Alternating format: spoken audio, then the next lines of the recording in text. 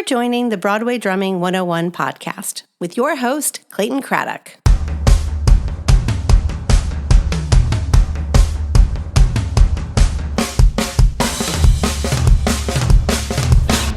Welcome to the Broadway Drumming 101 podcast. My name is Clayton Craddock, and this is your one-stop shop for everything you'll need to know about playing drums for Broadway musicals. Today, my guest is Bill Lanham.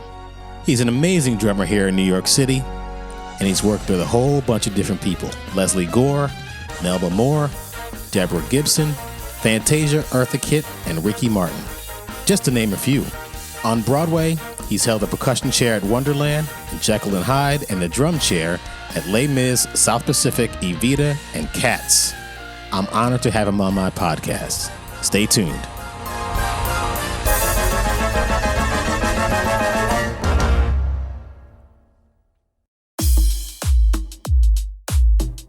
Thank you for joining the Broadway Drumming 101 podcast.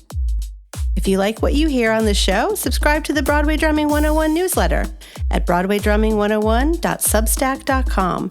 That's Substack, substack.com. The Broadway Drumming 101 newsletter is your one-stop shop for everything you'll need to know about playing drums for Broadway musicals. When you subscribe to the newsletter, you'll learn about what it takes to be a successful pit musician with content delivered directly to your email inbox 2 to 3 times a week.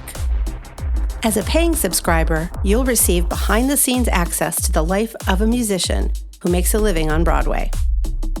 You'll also be able to read every post, not just those occasional free ones. You'll get access to all newsletter issues in the archives and have an ability to participate in subscriber-only comments and events.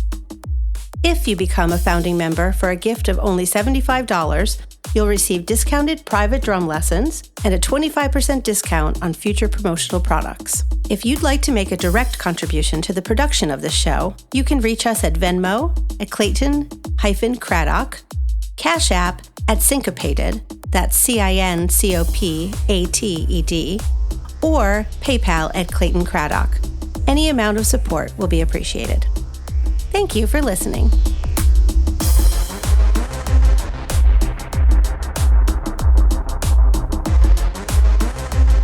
Welcome to Broadway Drumming 101 with my guest, Bill Lanham. Thank you for coming, Bill. My pleasure, my pleasure. I'm glad you can join me. I have so many questions to ask you, but the first thing I'd like to ask is, where are you from?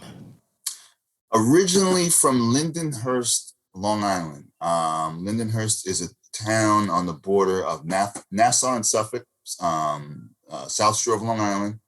If you've heard of Amityville, which many people have heard of Amityville because of the movie, it's 2 towns away from Amityville, which is where my mother grew up. My mother grew up in the town of Amityville. My father grew up in the town of Lindenhurst, and they met and they settled in Lindenhurst, and that's where I'm from. So Amityville, is that true? The Amityville horror?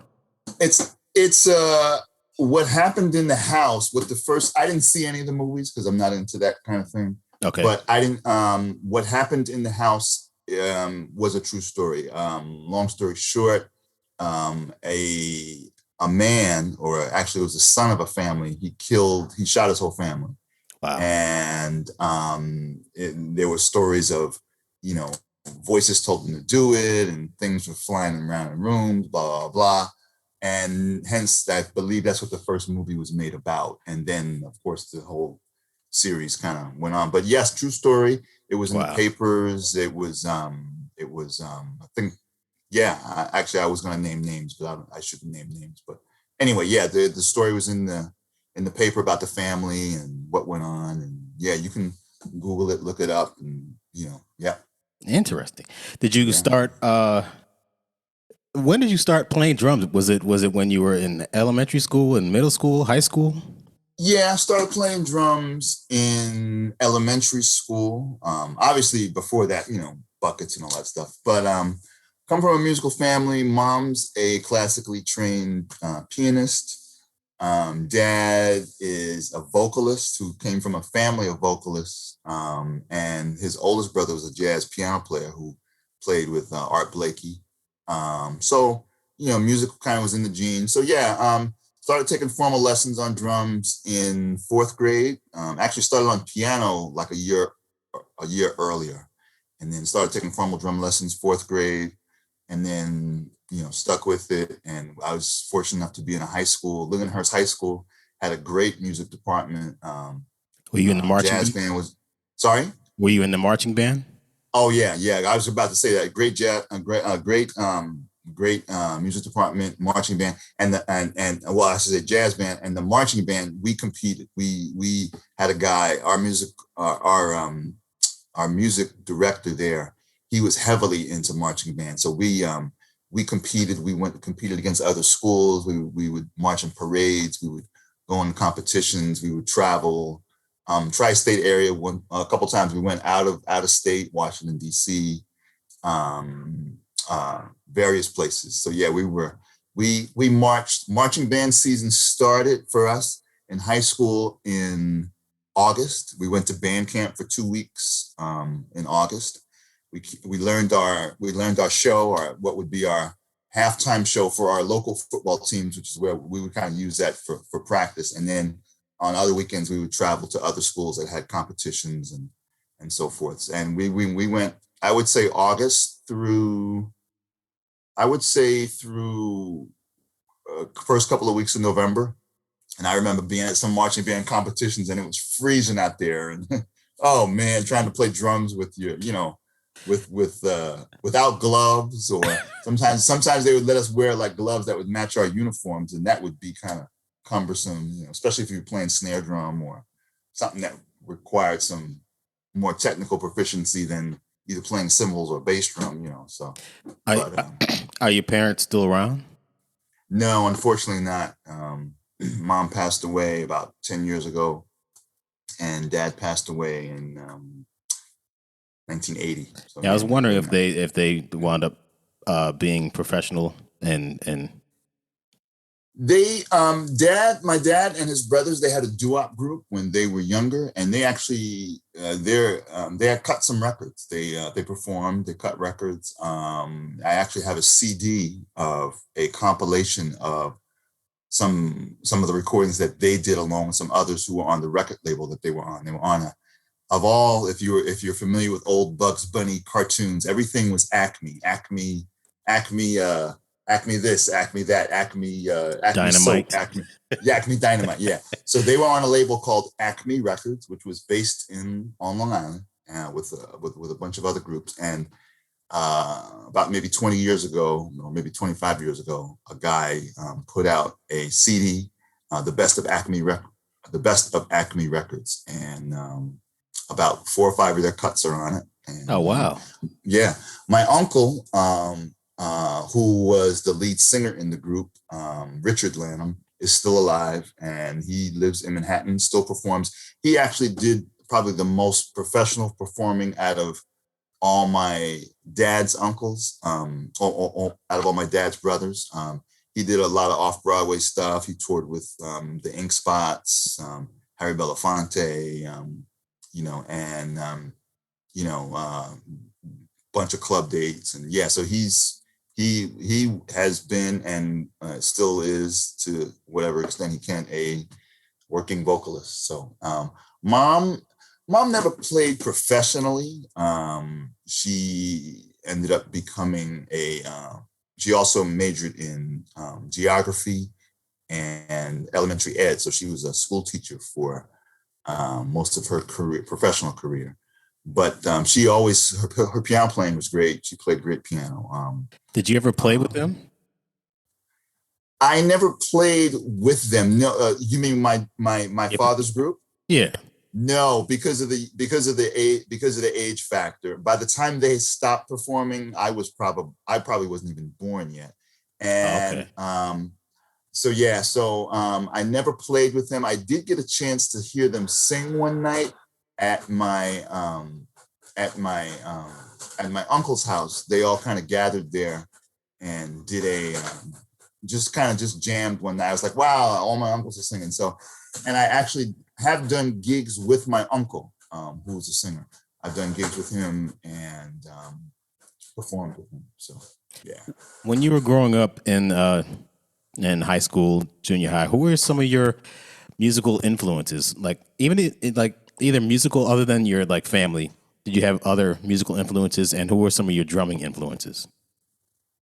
Um, I'll start with drumming influences. Drumming influences. I listen to everybody, from the rock guys to the R&B guys to the jazz guys. So Steve Ferroni, Steve Gadd, Jeff Porcaro, Alex Acuna, Elvin Jones, Steve Smith. Um, Steve Gadd, if I didn't mention him yet. You sound like me. People ask me. I mentioned Steve Gadd, Steve Smith, Steve Ferroni. It's like, what would Steve? Yeah, all the Steves of drumming. Steve Jordan. Steve Jordan. There was a guy named Steve Schaefer, studio guy. He was great. I mean, lots of guys. And then musically growing up, I listened to a lot of what my father listened to. My father liked to listen to a lot of, obviously, the vocal groups, Ink Spots, Temptations, Four Tops, he also liked a lot of, at the time, you would call it instrumental rock or jazz. So like Chicago, what else he would listen to? So many different things from different genres. Sorry, my printer was going off. That's all right. Ink thing there. Sorry about that. So many different things from different genres that were, just influential. He listened to a lot of Brazilian stuff. So influences came from everywhere. They came from, all those things that were played in the house, and also the things that I like to listen to, So yeah, there was numerous influences. In high school, did you participate in any kind of battle of the bands? Were you in like rock bands, funk bands, any of that stuff? I was in it was kind of more of a rock, I'd say a pop rock band. And we didn't really compete, but we ended up doing a lot of gigs because we kind of covered a lot of different things. We played some Leonard Skinner. We played some disco. We played some R&B. We played a little bit of everything. So a lot of times we would get hired to do, let's say, a school function. We did a couple of homecomings. We did a couple of graduation parties, stuff like that. So there was always, we did a lot of gigs like that, and so we never really competed because we were kind of the only band that could cover like a bunch of different things. What was the name of the band? Oh wow, the name of the band. You know what? That's a good question, Clayton. What was the name? The band never had an official name because of the fact that it was. There was some people actually asked us on the gigs, "Hey, what's the name of your band?" And we were like, "We don't have a band." So our lead singer's her name was Joan Paul. So someone said, "Oh, we'll call the Joan Paul band," and then there were two brothers in the band whose last name was Stephen. So they call it the Stephen Brothers Band, So we actually never really came up with a name, It was just kind of like, let's hire these guys, So Joan Paul. The other band I played in, this was more of an R&B group. We were called Natural High, and we played a lot of R&B, and one of the groups we played a lot of Brothers Johnson, and we played a lot of Slave stuff, Yeah, Slave. Now we're talking. Yes. Slide, and all that. Oh man, I didn't think anybody else but me liked Slave. Yeah, baby. I used to love Slave, man. Go ahead. I'm sorry. Man, that's so bad. I'm gonna have my grandmother check that out. Remember that line? Yes. And slide. That's so bad. I'm gonna have my grandmother check that out. The whole that toy horn thing, the bicycle horn. Right. They used those guys. Every song. And the bass player in that group, Mark Adams. Mark Adams. He's no joke. Oh my goodness! All his stuff was, and he was like I think it was like a teenager in the group when the rest of the guys were like in their like mid 20s or late 20s or something like that. Yeah, he was. I heard they did that song Slide in one take. That was the first take that they did. Really? And if you hear it, it starts out one tempo, but it winds up at another. But still, it's still a song, and it's raw. Yeah. Drag. Yeah. Drag. My name is Drag. Here I come, baby. I ain't gonna bite you. I ain't gonna bite you. I'm gonna let you hang on. All right. Oh, man. My favorite album from them was Stone Jam, though. Came out in 82, 81. Okay. But anyway, enough about me. Okay. This is about you. So, did you go on to college after high school? I did. Went to college at local Long Island University out on Long Island as a computer science major. Really? Yep. I was a computer science major, music minor, because mom was a school teacher and she said, you want to have something to fall back on. And last year of high school, I was in the computer club and I really liked it. I was like, wow, this is cool. I said, but I don't want to keep up music. So she said, well, why don't you try majoring in computer science? And I was like, okay. So I majored in computer science. And after my first semester, I hated it. However, actually my first 2 semesters, I was like, this is not for me. But I kind of still liked it. There was something about it that I did like, so I kind of stuck with it for a minute. But I was also, when I went to school, I was heavily involved in, even though I was a music minor, I was heavily involved in the music department. So I was in the concert band, I was in the chorus. And then I found out that they were giving scholarships to people, or partial scholarships to people who were in the chorus or band. So I was like, I said maybe I'll audition. So then I auditioned, so they gave me some money, and then I joined some performing groups, and by joining performing groups, I got some more money. So yeah, I did probably more musical activity in college than I did computer work. Even though I did my computer work because I had to. Because that was my major. I did the music stuff because that's what I wanted to do. That's what my passion was. So, so long story short, I went to college, and the choral director there, he was and is a great musician, Alexander Dashnon, great musician, and as were all the teachers there. But he specifically, I really bonded with him. He was the director of the chorus and of the chamber singers, which was a group I was in. We did a lot of classical, magical kind of stuff, but his musicianship was like just amazing. And I learned so much from him in terms of just being a musician, in terms of, when you see something that says piano, make sure it's soft. And when you have a crescendo, make sure, and he was all about the music, and he was all about making music. Watching the conductor. If the chorus, and he would embarrass us. He would say, if you guys don't watch me, I will embarrass you right here on the stage, and don't think I won't do it because I've done it before. And when people were like buried in their music, and because maybe they didn't know the music well enough and they were buried in their music, and he was conducting, okay, and he would change a tempo, and then you would look up and you would be like, where's 1? Where's 2? Oh no. And he would do it on stage because he was that serious about, make sure you watch me. If you don't watch me, I'm running the show here.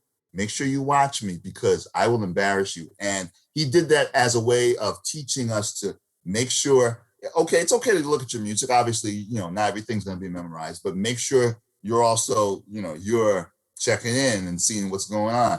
And I learned so much from him in terms of just making sure that you're in tune with the conductor, and making sure, it's all right to read the music, but make sure if something's coming up where something might change, or you feel something's going to be a little different, you gotta maybe take your eyes out of the music and and you may have to guess at what you're playing, but make sure you're with him because something might be going on. So anyway, he was a great musician. I learned so much from him, and he actually sometimes would hire or would use faculty and hire people to play with the chorus, if we were doing something, let's say we were doing Handel's Messiah or something like that, he would hire an orchestra and so when I learned that he was doing that, I went up to him. I said, "Hey, listen, Professor Dashnar, I know I'm in the chorus." I said, "But I would really love to play this timpani part, or I'd really love to play this, snare drum part, and if you're hiring an orchestra." He says, "Okay, I'll keep you in mind."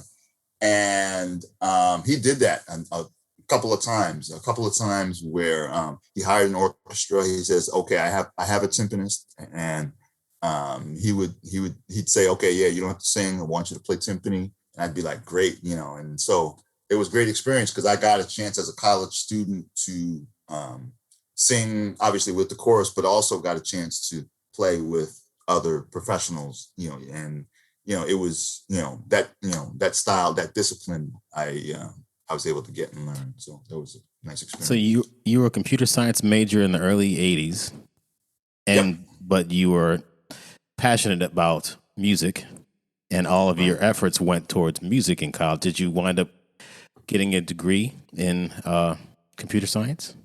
Got my degree in what was called communication sciences, which is basically what the computer science program was. I got my degree in that, but then I got my music minor. But then I went back to grad school and did music ed and pursued just getting my degree in education as well. So I got my bachelor's in the computer world, so to speak, or communication sciences, and I got my master's in music ed. So, did you eventually go into teaching?